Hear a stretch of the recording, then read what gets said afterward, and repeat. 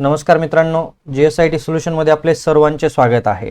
मित्रांनो, सरळ सेवा भरतीसाठी एमपीएससी यूपीएससी साठी अतिशय महत्त्वाच्या चालू घडामोडी आणि सामान्य ज्ञानाचे प्रश्न 6 मार्च 2026 चे पहिला प्रश्न तुमच्या समोर आहे। आयएमएफच्या अंदाजानुसार 2026 मध्ये जागतिक जीडीपी वाढीत भारताचा किती टक्के वाटा असू शकतो असं आपल्याला विचारलं जाऊ शकतं आणि याचं करेक्ट आन्सर आहे 17% एवढा। पुढचा प्रश्न तुमच्या समोर आहे।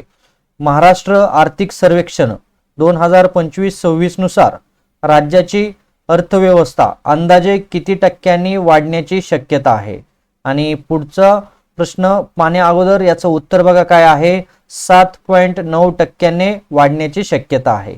पुढचा प्रश्न बघा तुमच्या समोर आहे।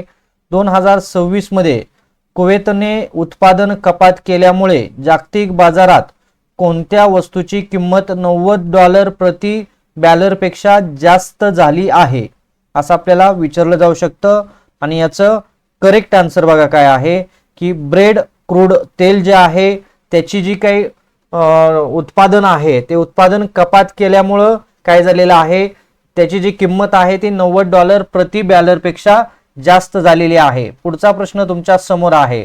2026 मध्ये भारतात राज्यसभेच्या किती जागांसाठी निवडणूक होणार आहे? बघा, राज्यसभेच्या किती जागांसाठी निवडणूक होणार आहे तर 50 जागांसाठी निवडणूक होणार आहे।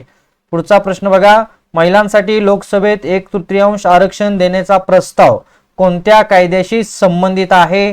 आणि याचं करेक्ट आन्सर आहे महिला आरक्षण कायदा जो आहे त्या कायद्याशी संबंधित आहे।